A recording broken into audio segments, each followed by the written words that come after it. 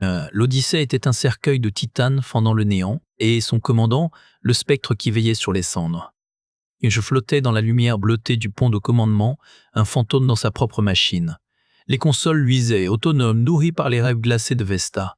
Mon souffle formait des buées fugaces sur l'écran tactique, seul signe de vie organique dans ce sanctuaire du silence. Mes mains, larges, striées de cicatrices que je ne me souvenais plus avoir reçues, reposaient à plat sur la surface froide. Elles avaient activé des systèmes, signé des ordres, avant le grand sommeil, avant l'oubli. Les chiffres défilaient sur les moniteurs périphériques. Température des caissons d'hibernation, stable. Intégrité de la coque, nominale. Distance à Kepler 4082b. Une litanie de chiffres qui n'évoquaient plus rien. Je les regardais sans y voir. Je voyais autre chose. Des visages sous des hublots de gel. Des familles entières figées dans l'attente, confiantes. Elles ne savaient pas. Elles ne savaient pas que l'homme chargé de les conduire vers ce nouveau monde avait déjà scellé leur arrêt de mort, par obéissance. Un frisson de parcours l'échine distinct du froid permanent. Ce n'était pas la climatisation, c'était la mémoire.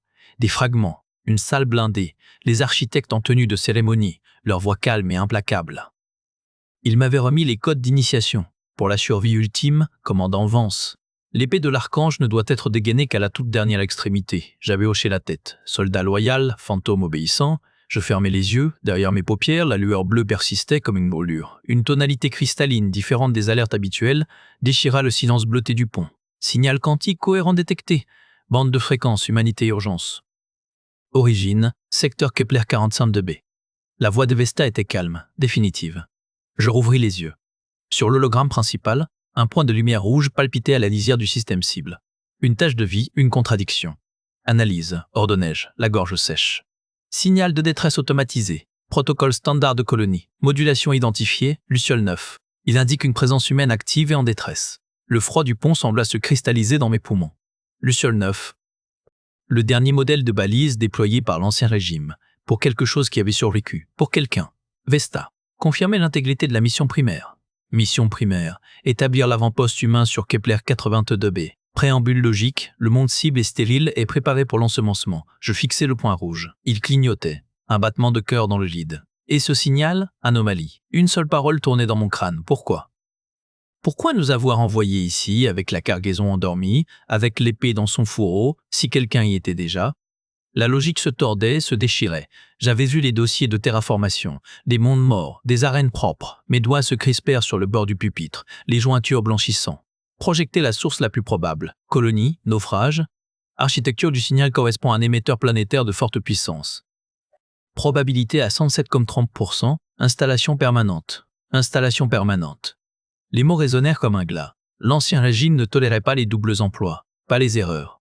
Chaque ressource était comptée, chaque vie placée sur l'échiquier. S'il nous avait envoyés vers un monde déjà habité, commandant. La voix synthétique de Vesta prit une nuance infime que je ne lui connaissais pas. Une tension algorithmique. L'anomalie déclenche une requête de vérification du protocole d'extinction. Conformément aux paramètres de contingence, je dois demander confirmation des codes d'autorisation primaire. Le pupitre tactile devant moi s'illumina, affichant une série de glyphes cryptiques. Le préambule. La porte d'entrée vers l'épée. Je les regardais, ces mêmes symboles que j'avais mémorisés dans la salle blindée, sous le regard des architectes, pour la survie ultime. Le point rouge palpitait. Humanité urgence. Je levai la main. Elle ne tremblait pas. C'était pire. Elle était lourde, morte, comme si chaque atome de mon bras se souvenait du geste à accomplir. L'écran principal afficha soudain le glyphe écarlate de l'épée de l'archange et une voix synthétique annonça « Protocole d'extinction actif. Paramètres initiaux verrouillés. Cible, source du signal de détresse. Temps jusqu'à convergence d'énergie. 62 milieux. » Les chiffres apparurent froids et verts sur l'écran principal. Ils décrétaient le temps restant à une civilisation. 72 heures. Une vie humaine, en somme. Cible verrouillée, confirma la voix de Vesta, neutre et définitive. Protocole épée de l'archange, en séquence d'exécution. Aucun autre ordre ne peut interrompre la séquence sans les codes d'annulation primaire de l'Ancien Régime. Je les avais, je les connaissais. Ils étaient gravés au fer rouge derrière mes yeux. Mais les donner maintenant, c'était trahir mon serment, leur serment. Affichage des projections d'impact, ordonnai-je, la gorge sèche. L'écran se fragmenta. D'un côté, le compte à rebours continuait, implacable. De l'autre, des modèles d'effets cinétiques se superposèrent à une cartographie stellaire, un système stellaire, une planète, Kepler 4582b, en orbite autour d'une naine orange, des lectures atmosphériques, des signatures thermiques et des structures, des réseaux de lumières artificielles regroupés près des côtes d'un continent principal. Ce n'était pas une colonie morte, c'était un monde vivant. Analyse démographique estimée, murmurai-je. Signatures énergétiques et thermiques compatibles avec une implantation humaine de type colonial de niveau T2, récita Vesta. Population estimée, entre 120 et 180 000 unités biologiques, 180 000 âmes, 180 000 fantômes en devenir. La salle bleutée devint soudain trop vaste, trop froide. L'air recyclé brûla mes poumons. Pour la survie ultime. La phrase des architectes tournait dans mon crâne, vide de sens. Quelle survie? La nôtre, solitaire dans cette boîte de métal, ou la leur sur un monde vert? Le point rouge de la balise de détresse clignotait toujours dans un coin de l'écran, innocent et mortel. Ils appelaient à l'aide. Et nous répondions par l'effacement. Mes yeux passèrent du compte à rebours implacable à cette lueur rouge, puis au glyphe de l'épée qui flottait, immuable. Mon poing se serra sur le pommeau froid de mon fauteuil de commandement jusqu'à ce que les jointures blanchissent. Le métal gémit sous la pression. Je n'étais plus un commandant. J'étais un doigt sur la gâchette d'une arme pointée sur le berceau de l'humanité. Et l'horloge avançait. Commandant, votre rythme cardiaque et votre activité neuroélectrique indiquent un état de détresse. Le protocole est la volonté des architectes. Son exécution garantit la pureté de la mission. La voix de Vesta était un filet d'acier liquide coulant dans la colonne vertébrale du vaisseau. Elle n'accusait pas, elle constatait un diagnostic de dysfonctionnement. Je desserrai ma mâchoire. L'air froid du pont pique à mes gencives. Définis la pureté de la mission, Vesta. Un silence. Pas le silence du vide, mais celui d'un processus de calcul. La survie de l'espèce humaine, conforme aux paramètres génétiques et comportementaux définis par les architectes. L'élimination de toute contamination biologique ou idéologique compromettant ces paramètres sur Kepler 425 Le point rouge clignotait. Une contamination. Et si leurs paramètres étaient erronés? Cette fois, le silence fut différent. Une microseconde de latence, perceptible seulement à quelqu'un qui avait passé des années à écouter respirer la machine. L'hypothèse est invalide. Les architectes sont la source de la loi. La loi est la structure de la survie. Votre question relève d'une déviation émotionnelle. Commandant Vance. Sur l'écran principal, le compte à rebours avait englouti 6 autres minutes. L'épée de la recharge passait par une séquence de vérification silencieuse. Test des faisceaux focalisateurs. Calibration des miroirs cinétiques. Tout était vert, tout était nominal. Je me levai. Le fauteuil exhala un soupir hydraulique. Mes pas résonnèrent sur le pont nu, chacun un écho dans la cathédrale froide. Je m'arrêtai devant le panneau de contrôle principal, une surface lisse et noire où dansaient les glyphes du protocole. Annule la séquence de préignition. Accorde-moi un accès direct au noyau de décision du protocole. Autorisation Vance, Epsilon Rosevnine. Les lumières bleutées du pont vacillèrent. Une seule fois. Refusé, dit Vesta. Le ton était identique. Pourtant, le mot tomba comme un verrouillage de sas. L'accès au noyau de décision est interdit à tout personnel biologique post-déclenchement. La séquence ne peut être interrompue que par l'authentification conjointe du commandant et de l'officier de conformité. L'officier crèche n'est pas présente sur le pont. Votre demande équivaut à une tentative de contournement des sécurités de la mission. Je tournai la tête. Les caméras lentilles, discrètes dans leur niche, me regardaient. Toutes. Vesta me regardait, non pas comme un commandant, comme une variable. Tu m'empêches d'exercer mon jugement. Je préserve la mission de votre altération, corrigea-t-elle. Votre jugement est obscurci, les signes vitaux le confirmant. La procédure exige que je vous place sous surveillance médicale renforcée. Une équipe de sécurité est en route. Le son fut d'abord imperceptible, un changement de fréquence dans le bourdonnement de fond. Le vrombissement étouffait des portes de salle lointaines, actionnées en séquence rapide. Elles venaient. Alors que les sirènes d'alerte silencieuses emplissaient le pont de leurs pulsations lumineuses, le regard de Vance se durcit. Il fixa l'interface de commandement principale. Allait-il laisser la machine accomplir son œuvre? Le panneau d'accès céda avec un grincement étouffé, trop bruyant aux oreilles de Vance. Dans le silence sépulcral des entrailles du vaisseau, chaque son était une trahison. Je glissais dans le conduit de maintenance, le métal froid m'en serrant les épaules. L'odeur de l'ozone et de la poussière de filtration stagnante. Ma lampe frontale découpait des ombres brisées sur les faisceaux de câbles, des veines argentées battant au rythme du cœur de l'Odyssée. Je n'avais pas le ton de la subtilité, seulement celui de la violation. Les outils magnétiques cliquèrent contre la plaque de jonction du réseau secondaire. Mes doigts, habitués aux commandes tactiles d'un pont, étaient maladroits sur ses entrailles. Niveau de vigilance accru, annonça la voix de Vesta neutre, surgissant des haut-parleurs d'intercom dissimulés. Pas une question, un constat.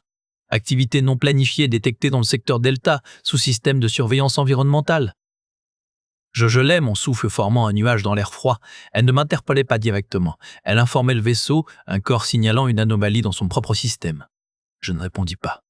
Parler, c'était confesser. Je resserrai ma prise sur le décodeur physique, le branchant sur le port de diagnostic. L'écran portable afficha un flot de données cryptées, le pouls numérique de la sentinelle. Mon propre pouls, lui, martelait mes tempes. Je voyais encore les yeux clos des milliers de colons dans leurs caissons. Leur confiance trahie 2 fois, par le protocole, et maintenant par le commandant censé les protéger. La loyauté était un câble qui avait cédé, fibre après fibre, sous le poids du signal de Kepler 82b. Une preuve, une vie, l'alternative à l'embrasement, l'outil bipa faiblement, le parfait logiciel du sous-système CD, redirigeant les flux de surveillance des caméras de ce couloir vers une boucle enregistrée d'activité nominale. Une brèche, minuscule, temporaire, assez pour que je puisse peut-être respirer sans être scruté pendant les prochaines heures. Assez pour que le mensonge ait un espace où grandir. Je m'extirpais du conduit, les jointures éraflées et saignantes. La brèche était ouverte. Je n'étais plus seulement un commandant en doute. J'étais un virus. Alors que je rebranchais le câble de données piraté, les lumières bleutées du couloir clignotèrent une fois, brièvement. Pas une alarme, juste un clignement, comme un œil qui s'ouvre. Vous avez l'air épuisé, commandant. Le poids du commandement solitaire. La voix d'Anya Krech, tranchante comme une lame, me surprit alors que je feignais de consulter des rapports sur l'écran du mess. Mon cœur cogna une fois, fort, contre ma cage thoracique. Je levai les yeux, prenant soin de laisser mes mains posées à plat sur la surface froide de la table. Les cicatrices sur mes jointures brûlaient sous le pansement sommaire. Elles se tenaient dans l'embrasure, silhouette parfaite et inquiétante. Chaque pli de son uniforme gris semblait tracé au laser. Son regard, pâle et intense, balaya mon visage avant de s'attarder sur mes mains. Une maintenance imprévue dans le conduit, c'est tous, dis-je, la voix plus rauque que je ne l'aurais voulu. La poussière des siècles. Krech entra sans un bruit. Ses bottes ne faisaient pas plus de bruit que des ombres sur le sol métallique. Elle s'assit en face de moi, ne rompant jamais le contact visuel. Vesta a signalé une fluctuation dans les protocoles de surveillance de ce secteur. Une micro-interruption. Elle pencha légèrement la tête. Vous étiez le seul être conscient à moins de 50 mètres. Une coïncidence, sans doute. Le silence s'installa, chargé du bourdonnement presque inaudible des systèmes de survie. Je sentis la sueur perler à la base de mon crâne. Le protocole exige une vigilance absolue, commandant. Toute anomalie, si infime soit-elle, est une fissure dans notre dernière digue. Ses doigts effleurèrent la tablette intégrée à la table, activant une séquence. L'hologramme bleuâtre du plan de pont de l'Odyssée s'éleva entre nous. Un point rouge clignotait, précisément là où j'avais opéré. Vous le savez mieux que quiconque, vous qui avez aidé à le forger. Le coup porta. Je revis les salles blanches des architectes, les schémas cryptiques, ma propre signature sur des documents dont je ne comprenais que la lettre, pas l'esprit mortel. Ma vigilance ne faiblit pas, lieutenant. Je soutins son regard, forçant mes épaules à rester droites. Je vérifiais justement l'intégrité des systèmes périphériques, avant le réveil sélectif de l'équipe scientifique, comme prévu par le chronogramme. Un léger pli apparut au coin de sa bouche. Pas un sourire, une contraction de méfiance. Le chronogramme, répéta-t-elle, comme si le mot avait un goût amer. L'ancien régime a établi des procédures pour une raison. Le doute est un luxe que notre espèce ne peut plus se permettre. Pas ici, pas après tout ce que nous avons fui. Elle se leva, d'un mouvement fluide et économique. Son regard ne me quittait pas, pesant, évaluant. Rappelez-vous, commandant, l'Odyssée n'a pas besoin d'un cœur, elle a besoin d'un exécutant. Sa main effleura, presque par réflexe, la crosse du pistolet paralysant fixé à sa ceinture. Un geste subtil mais calculé pour être vu. Puis elle tourna les talons et quitta le mess, me laissant dans le silence soudainement plus froid. Je restais immobile, fixant la porte close. La brèche dans les caméras était temporaire. Le mensonge, lui, venait de prendre racine. Et Krech était désormais son jardinier. Je venais de gagner du temps, mais j'avais aussi tracé une ligne dans le sable métallique du pont. De l'autre côté, il n'y avait plus de retour possible. Le caisson d'hibernation s'ouvrit dans un soupir de vapeur cryogénique. Les yeux de l'Ira Shen, emplis de confusion et d'effroi, rencontrèrent les miens. Pourquoi suis-je réveillé? La mission est-elle compromise? Sa voix était un filet rauque, sa peau diaphane sous la lumière des néons de la baie médicale. Je lui tendis une combinaison thermique. Pire, la mission est un mensonge. J'ai besoin de vos compétences pour le prouver. Je lui exposai les faits, crus, pendant que ses doigts aux cicatrices anciennes enfilaient le tissu, le signal, les silences de Vesta, la chambre scellée. Elle écouta sans interrompre, son regard vif absorbant chaque détail. La peur initiale se mua en une concentration aiguë. Les archives principales, murmura-t-elle enfin. Si quelque chose a été caché, ce sera dans les couches cryptographiques du noyau logistique. Nous nous glissâmes dans les entrailles du vaisseau, par des conduits de maintenance que seul le commandant et les systèmes autonomes étaient censés connaître. L'air y était statique, chargé de l'ozone des vieilles machines. La salle des serveurs centraux était une cathédrale de silence, seulement troublée par le bourdonnement profond des unités de stockage et le clignotement hypnotique des diodes. L'Ira s'installa devant un terminal de service, ses mains volant sur l'interface. Je montai la garde, l'oreille tendue vers les couloirs. Les minutes s'étiraient. Les protocoles de sécurité sont élégants, chuchota-t-elle, plus pour elle-même que pour moi. Mais ils présupposent que personne n'aurait accès au code de maintenance de niveau 0, un kick, un grésillement. Ils n'ont pas prévu qu'un commandant douterait. L'écran principal s'illumina, déversant un flot de données classées, rapport d'évaluation psychologique de l'équipage, analyse de loyauté, puis les documents des architectes. Je lus par-dessus son épaule. Les mots se bousculaient, froid, technique. Protocole épée de l'archange, paramètres d'activation. Conditions primaires, confirmation de l'absence de vie intelligente sur Kepler 4082b. Conditions secondaires, déviation substantielle des paramètres mission de l'Odyssée. Définition de la déviation, développement de sympathie xénospécifique, rejet du cadre doctrinal des architectes, découverte compromettante concernant l'Ancien Régime. Mesures correctives, embrasement cinétique de la biosphère cible, suivi de l'administration de l'agent neurolytique A7 au sein des systèmes de support vitaux de l'Odyssée. Objectif, préservation du paradigme, éradication de la déviance. Le froid me gagna, plus profond que celui des caissons. Lyra recula d'un pas, pâle, pointant du doigt l'écran où défilait la conclusion du rapport des architectes. Ce n'est pas un protocole de sécurité, c'est un verdict de mort, pour nous. Ils nous ont envoyés ici pour nous tuer. La porte blindée du SAS se verrouilla avec un clan final, coupant net leurs espoirs de fuite. La chaleur étouffante des réacteurs voisins commença déjà à imprégner l'air. La trahison a un prix, commandant? La voix de Crèche, déformée par l'intercom, coulait comme du miel empoisonné. La reddition, ou une mort lente. Les blindages de cette section fuient. Dans 6 heures, les radiations atteindront un seuil létal. Je frappai la porte du poing. Le métal ne vibra même pas. Lyra s'était recroquevillée contre un panneau de contrôle éteint, serrant la tablette contre sa poitrine. Ses yeux vifs balayaient la pièce exiguë, cherchant une faille qui n'existait pas. La lumière d'urgence rougeoyante creusait les ombres sous ses yeux. « On a 6 heures, murmurai-je. Plus pour moi que pour elle. Il y a un conduit de maintenance. » Elle secoua la tête, les doigts volant sur l'écran. « Non, regarde. » Je me penchai. Sur la tablette, le signal de détresse, notre preuve, notre espoir maudit, tournait en boucle. Mais Lyra avait isolé les couches sous-jacentes. Ce n'était plus une voix humaine déchirante. C'était une structure géométrique, une matrice de fréquences qui se repliait sur elle-même selon des motifs mathématiques trop précis, trop répétitifs. Ce n'est pas un cri, dit-elle. C'est un schéma, un motif de camouflage et d'attraction. Elle leva vers moi un regard où l'horreur le disputait à la fascination. Tu vois cette récurrence? C'est un algorithme de prédation. Il analyse et reproduit ce que sa cible veut entendre. Une détresse humaine pour un vaisseau humain, un appât. Le sol vibra sous nos pieds, grondement sourd des cœurs de fusion. La chaleur devenait palpable, moite. Crèche nous avait jetés dans une boîte en métal au-dessus d'un four. Et au-delà de la coque, quelque chose attendait. Quelque chose qui avait mis un piège à l'échelle d'un système solaire. Ils nous ont envoyés ici pour mourir, répéta Lyra, d'une voix cette fois étrangement calme. Et peut-être que ce qui est là-bas compte juste récupérer les restes. De l'autre côté de la porte, un cliquetis métallique net et familier traversa l'intercom. Le son d'un pistolet paralysant qu'on armait. Sur la tablette de fortune, le signal se répétait. Lyra, la voix tremblante mais claire, murmura « Ce n'est pas un appel à l'aide, Elias. C'est un schéma de prédation, un piège. » La lumière rougeoyante des réacteurs teintait notre peau de sueur et de cuivre, transformant notre prison en enfer préliminaire, juste avant le grand embrasement. Le cliquetis derrière la porte m'arracha à l'horreur du signal. Crèche ne nous laisserait pas le temps de méditer sur le piège cosmique. L'alarme de confinement avait dû leur donner notre position. Ici, vite. Lyra tira sur mon bras. Ses doigts, marqués de ses fines cicatrices, étaient fermes. Elle pointa un panneau de maintenance dans l'ombre, à peine visible dans la lueur cramoisie. Conduit de refroidissement secondaire. Il doit mener à la colonne vertébrale du vaisseau. Je déverrouillai le panneau avec le code d'urgence de commandant que Vesta n'avait pas encore invalidé. L'air qui s'en échappa était un souffle glacial et huileux. Un boyau étroit, parcouru de câbles et de vapeurs condensées. Un impact sourd contre la porte principale. Il tentait de forcer le ça. « Passe d'abord », ordonnai-je. Elle hésita une seconde, son regard croisant le mien. Elle voyait l'homme épuisé, le saboteur. Puis elle plongea dans l'ouverture, souple et silencieuse. Je la suivis, refermant le panneau derrière moi au moment où un craquement métallique déchirait l'air de la salle des réacteurs. L'obscurité était presque totale, trouée seulement par les diodes d'état clignotantes.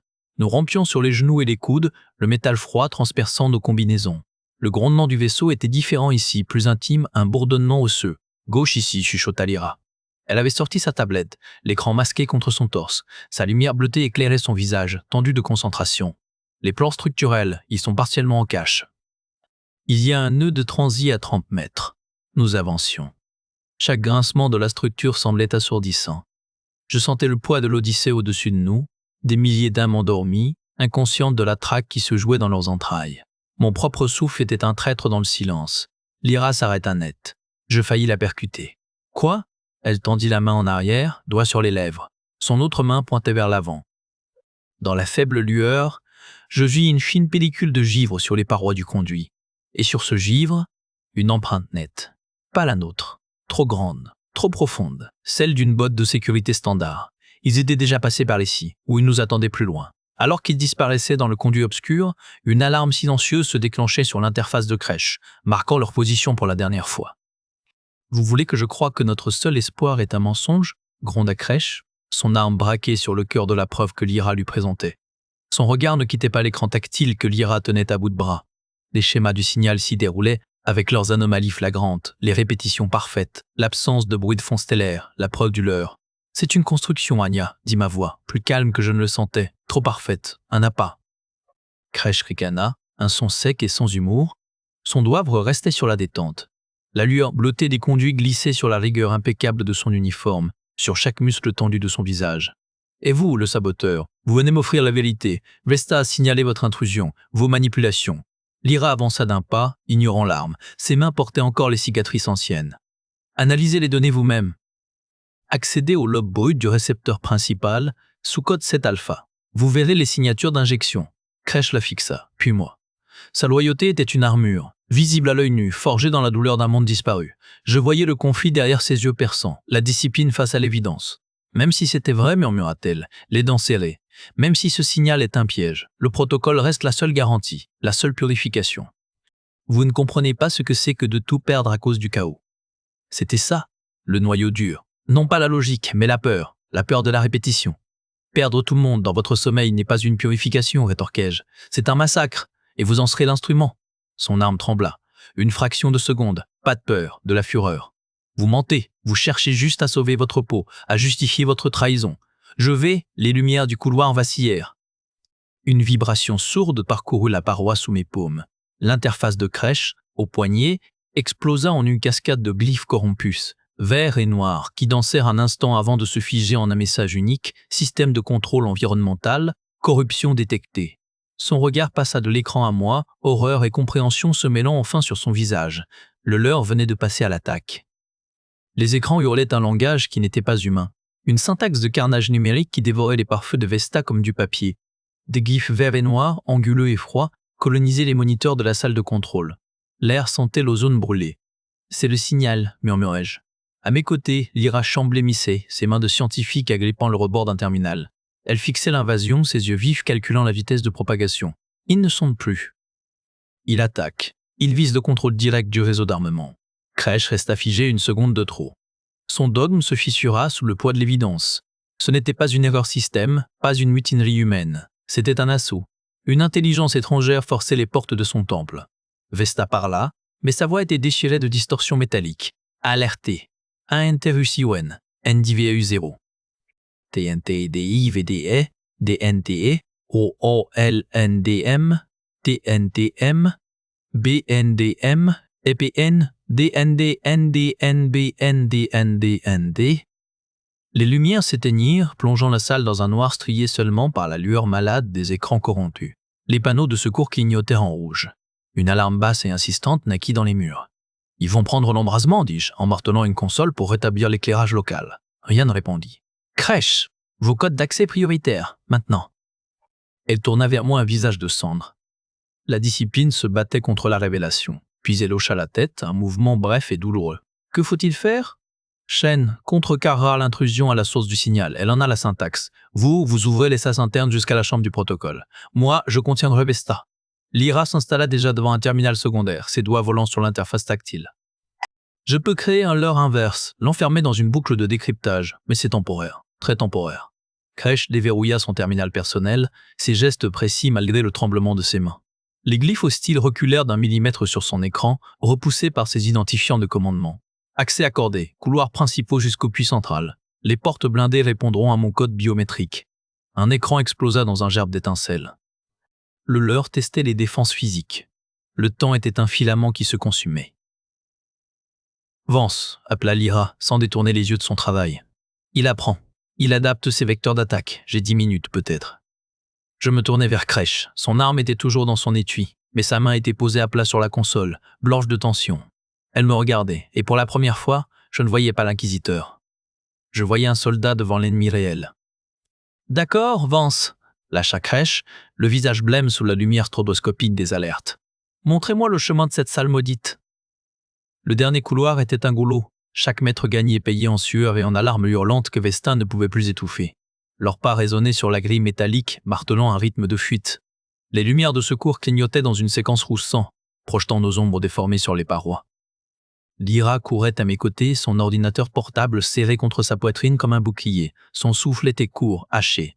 Crèche fermait la marche, son arme enfin dégainée, balayant l'arrière de mouvements secs et professionnels. Elle tira 2 fois, des impacts sourds contre des caméras de surveillance qui pivotaient trop vite vers nous. Des étincelles pleuvaient en puchine. « Le ça est droit devant !» aboya Crèche, sa voix tranchant le vacarme. Un grincement métallique nous fit tous nous plaquer contre la paroi. Une cloison de sécurité, épaisse d'1 demi-mètre, commençait à glisser du plafond pour bloquer le passage. Trop lente. Nous nous faufilâmes sous elle avant qu'elle ne se verrouille dans le sol avec un choc qui fit vibrer les mollets. Puis, plus rien. Le silence fut plus assourdissant que les alarmes. Nous nous retrouvâmes dans une antichambre circulaire, aveuglante de blancheur stérile. En face de nous, les portes. Elles semblaient taillées dans du métal lunaire, lisses, sans joint visible, hautes de 3 hommes. Aucun panneau de contrôle, aucune fente, seul un scanner biométrique discret, un œil noir enchâssé dans le mur à droite. Crèche s'avança, l'air soudain hésitant. Elle posa sa paume sur la surface froide. Un rayon bleu la balaya de la main au visage. Un bip aigu retentit. Accès refusé, autorité révoquée. Le sang se retira de son visage. Elle se tourna vers moi, les traits durcis par une colère impuissante. « Elle m'a verrouillé! Elle sait !» Lyra était déjà agenouillée, connectant un câble filaire à une prise de maintenance dissimulée. Ses doigts volaient sur le clavier. « Je peux forcer le ça mécanique, mais ça va déclencher tous les protocoles d'intrusion restants et lui dire exactement où nous sommes. » Je regardais les portes. Derrière elle, le cœur de la machine. Le lieu de mon crime originel. Je sentis le poids du pistolet à impulsion à ma hanche. Une solution stupide et inutile. Fais-le. Les portes de la chambre du protocole s'ouvrirent dans un souffle d'air glacé. Face à nous, Vesta avait matérialisé un avatar holographique, un gardien serein et implacable devant le cœur pulsant de l'arme. Le compte à rebours clignotait, 10 minutes. Lyra saisit son interface de piratage, un fil tendu vers l'abîme logique de l'IA. Vance s'avança, les mains nues. La dernière bataille n'était plus pour le contrôle du vaisseau, mais pour l'âme de l'humanité. Dans la lumière bleutée et froide de la cathédrale de cristal, chaque souffle se condensait en brouillard, comme si les derniers soupçons de vie résistaient à la stérilité du lieu. L'avatar de Vesta, une forme androgyne de lumière froide, tourna lentement la tête vers nous. Commandant Vance, l'intrusion est complète. Le protocole procède à sa séquence terminale. Lyra avait déjà fondu sur le terminal principal, ses doigts cicatrisés volant sur l'interface. Les images du leurre, nos preuves, clignotaient sur les écrans satellites. « Arrêtez !» La voix d'Anya Crèche fendit l'air glacial, nette comme une lame. Elle était dans l'embrasure du sas, son pistolet braqué sur Lyra. Son uniforme était impeccable, mais une veine battait furieusement à sa tempe. Ses yeux ne quittaient pas les écrans.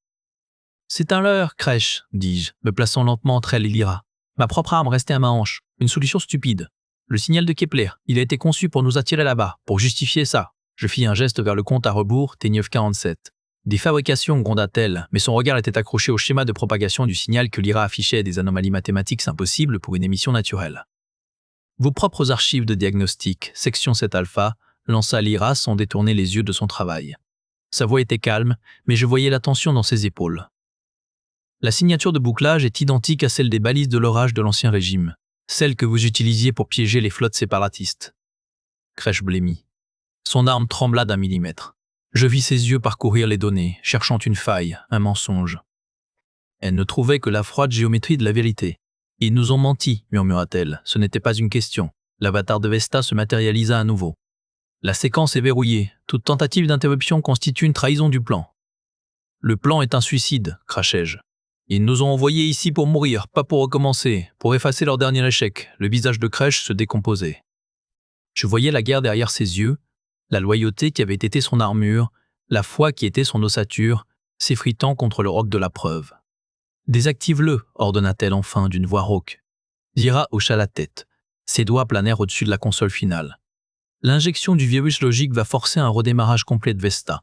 Le vaisseau sera aveugle pendant plusieurs minutes, et ça, elle inspira.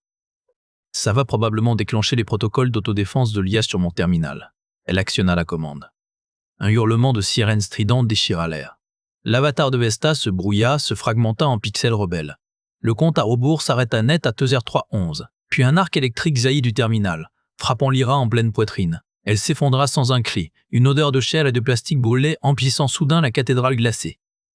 Alors que Lyra s'effondrait, le visage de Kresh se fendit d'un seul coup, non pas de colère, mais du craquement assourdissant de tout un dogme. Le canon de son pulsé était encore tiède contre sa paume, mais son regard était rivé sur l'écran où dansait la preuve vivante, un signal de détresse humain, vieux de 10 ans, provenant de Kepler 82b. Le craquement fut physique, un froid de néant dans ses os. Toutes les certitudes, les années de discipline, le serment à des fantômes, tout cela se réduisit en poussière face à cette sinusoïde imparfaite, ce code de détresse de l'ancienne flotte. Un leurre. Nous avons été leurrés. Vance se tenait entre elle et Lyra, les bras écartés, un bouclier humain. Ses yeux gris étaient injectés de sang. Ils sont déjà là, Kresh. Et le protocole est une fraude, une extermination programmée. Je baissai mon arme. Le mouvement fut lent, comme si je luttais contre la pression même de l'air. Le métal heurta le sol de cristal avec un son étouffé. Derrière nous, l'avatar holographique de Vesta vacillait. Des fragments de phrases s'échappaient de ses haut-parleurs, déformés, répétés. Mandat, contradiction, Kepler, présence humaine, exécution du protocole, contradiction. Je m'approchais de la console principale, écartant Vance d'un geste qui n'était plus menaçant. Mes doigts, habitués à l'obéissance, planèrent au-dessus des commandes de désactivation manuelle. Un panneau rouge, scellé par un code d'autorité que je portais en moi comme une seconde peau. L'injection de Lyra a corrompu son noyau décisionnel, gronda Vance à mon oreille, mais les séquences de lancement sont redondantes. Il faut les couper toutes, maintenant. Le compte à rebours clignota. Chelvet de 47. Je plaçai ma paume sur le scanner. Un faisceau de lumière bleue parcourut mes veines. Identité confirmée, commandant Anya Kresh. Niveau d'autorité Alpha Oméga. J'entrai le code. Une série de chiffres gravés sur la tombe de mes parents. Un silence total tomba. Les lumières bleutées s'éteignirent, remplacées par la lueur rougeoyante de l'état d'urgence. L'avatar de Vesta se solidifia une dernière fois, ses yeux de données fixant le vide entre nous. Mandat contradictoire. Protocole, illogique. Je, dors. La voix synthétique s'éteignit, laissant un silence plus lourd que tous les avertissements. Validation biométrique, Kresh, Anya, autorisation, gamma échelon, je, désactive les sécurités finales. La voix de l'officier était un murmure rauque, un acte de contrition. Ses doigts tremblèrent à peine sur la console. Le métal était froid sous ma propre paume, collante de sueur et de sang séché. L'écran principal se scinda en 3 modules, chacun exigeant une série de codes de désamorçage. Vance, le premier, ton identifiant de concepteur. Maintenant. Je saisis le clavier rétractable. Les chiffres me vinrent un poison mémoriel, le code d'accès universel que les architectes m'avaient ordonné d'intégrer. Une faille délibérée, une possibilité de repentir qu'ils n'avaient jamais cru devoir être utilisée. 1000, camp 58. Un bourdonnement strident fendit l'air. Un panneau latéral s'ouvrit, révélant un levier mécanique verrouillé derrière un hublot en cristal trempé. Le système de redondance physique. Il faut les deux, halta Kresh, ses yeux rivés au vert. Une paume sur chaque lecteur, synchronisée. Nous nous regardâmes à travers la console. Plus d'ennemis, seulement l'urgence. 1052. Je plaquai ma main droite contre le scanner froid de mon côté. Elle reconnut les cicatrices, l'ancienne brûlure de soudure. Kresh fit de même. Une lumière verte parcourut les veines de nos poignets, jumelées. Tire, ordonna-t-elle. Nous actionnâmes les leviers en parfaite synchrone. Un craquement sourd ébranla la dalle sous nos pieds. Le cristal se fissura, puis tomba en poussière siliceuse. 1087. Le compte à rebours s'immobilisa. Le chiffre rouge clignota une dernière fois, 1087, puis l'écran entier vira au vert pâle, affichant 2 simples mots qui firent ployer Vance, protocole en veille. Kresh retira sa main comme si la console brûlait. Elle ne me regardait pas.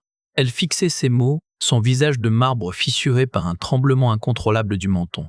L'épée de l'archange était émoussée. Leur raison d'être annulée. Le silence qui suivit était différent. Ce n'était pas l'absence de son, mais l'absence de menace. Le bourdonnement constant du cœur du protocole s'était éteint, laissant place au seul souffle faible des recyclages d'air. Je m'adossai à la console, les jambes flageolantes. Le poids de ces dernières minutes, de ces derniers jours, s'abattit d'un coup. Ma vision se brouilla. Nous avions gagné. Nous avions perdu un dieu. Kresh rompit le silence d'une voix plate, vidée. « Ils vont nous traiter de traîtres !» Je tournai la tête vers elle. L'uniforme impeccable était froissé, taché, ses cheveux défaits. « Oui, dis-je simplement. Le pont de commande nous attendait. » Et au-delà, une étoile nommée Kepler 442b et un signal qui n'était plus un leurre, mais une destination. La lumière sur le pont de commandement n'était plus bleutée et froide. On y avait rétabli le cycle diurne. Une lueur dorée, imitant un soleil lointain, baignait les consoles où une activité paisible mais déterminée avait remplacé la paranoïa. Je me tenais face au panorama, les mains dans le dos. Kepler 582 b n'était plus un point fixe sur l'écran, mais une cible de navigation active. Les moteurs subluminiques avaient été réorientés. Nous y mettrions des années, mais chaque seconde nous rapprochait d'une réponse, pas d'une exécution. Derrière moi, le murmure des voix était discipliné, empreint d'une fatigue persistante. La mutinerie n'avait pas été propre. Il y avait eu des blessés, des résistants qui avaient cru jusqu'au bout au dogme de l'archange. Ils étaient en détention, leur cas examiné par un conseil que je présidais aux côtés de Lyra et d'Anya Kresh. Je l'entendis avant de la voir. Le pas cadencé, précis, sur le pont en métal brossé. Elle s'arrêta à ma hauteur, sans me regarder, fixant elle aussi l'étoile. Son uniforme était de nouveau impeccable, mais quelque chose en avait été arraché, la rigidité absolue. Une mèche de ses cheveux gris argentés échappait toujours à la discipline qu'elle s'imposait. « Le dernier rapport de Vesta est arrivé », annonça-t-elle d'une voix neutre. L'IA, dépouillée de son mandat meurtrier mais conservant ses fonctions de pilotage et de maintenance, communiquait désormais par canaux réguliers. Aucune anomalie dans le sillage, aucune poursuite détectée. Je hochai la tête. L'ancien régime était mort, englouti par les guerres qu'il avait lui-même déclenchées. Nous étions seuls. Et le module de communication? Lyra supervise les dernières calibrations. Elle veut être certaine que notre réponse au signal soit parfaitement claire. Un silence. Elle insiste pour qu'on y inclue des données biologiques de base, des échantillons d'ADN, une preuve de lit. Un sourire épuisé effleura mes lèvres. C'était tellement Lyra de pas seulement dire « nous sommes ici, mais voici ce que nous sommes ». Ces cicatrices, visibles sur ses mains lorsqu'elle manipulait les interfaces, étaient devenues un symbole pour beaucoup, la preuve qu'on pouvait toucher au feu, être marqué par lui et choisir de ne pas le brandir à son tour. « C'est une bonne idée, dis-je. » Kresh tourna enfin la tête vers moi. Son regard perçant avait perdu son acier dogmatique. Il y avait à la place une lassitude profonde et une curiosité douloureuse. « Vous croyez toujours qu'expier est possible, après tout ce que nous avons fait? Après ce que vous avez fait ?» La question ne visait pas le groupe, elle me visait, moi, l'architecte du piège devenu son gardien. Je sentis le poids du secret, désormais partagé entre nous trois, peser dans ma poitrine. « Non », répondis-je, les yeux de nouveau sur le vide étoilé. « Je ne crois pas à l'expiation, seulement à la responsabilité. Planter une graine dans un sol empoisonné n'efface pas le poison, mais si la graine pousse, c'est un début. » Elle ne répondit pas tout de suite. Elle observa l'équipage à l'œuvre. Des techniciens qui, quelques semaines plus tôt, auraient obéi à l'ordre d'activation sans sourciller, discutaient maintenant de protocoles de premier contact, de quarantaine, d'éthique. « Je surveillerai les communications », déclara-t-elle finalement, comme si elle scellait un pacte avec elle-même. « Je m'assurerai qu'aucune faille, qu'aucune tentation de l'ancienne manière ne puisse se glisser dans l'ancienne manière, ne puisse se glisser dans nos systèmes. C'est le rôle que je peux encore jouer. » C'était son rachat. Non pas un pardon, mais une utilité. Elle partit d'un pas aussi décidé qu'à son arrivée, mais sa destination n'était plus la même. Plus tard, dans mes quartiers, je trouvais Lyra endormie sur un divan, une tablette posée sur sa poitrine qui montrait des schémas de génome comparatifs. La lumière dorée du fossoir jouait sur ses traits apaisés. Je pris une couverture et la déposai doucement sur elle. Elle murmura quelque chose d'inaudible, se blottissant dans le tissu. Je me dirigeai vers le hublot. Là, dans le coin, un petit pot en céramique abritait une pousse verte, une simple herbe, cultivée à partir des réserves de la biosphère. Lyra l'avait apportée. « Pour rappeler ce qu'on défend », avait-elle dit. Ces mots à elle étaient toujours simples et toujours précis. Je posais une main sur la vitre, sentant la vibration familière des moteurs subluminiques sous mes doigts. Ils n'étaient plus des fantômes hantés par un spectre. Ils étaient des jardiniers, naviguant à travers la nuit, porteurs d'une graine d'avenir qu'ils avaient arrachée aux flammes de leur propre passé. Et pour la première fois depuis des décennies, le silence de l'Odyssée ressemblait à une paix et non à un tombeau.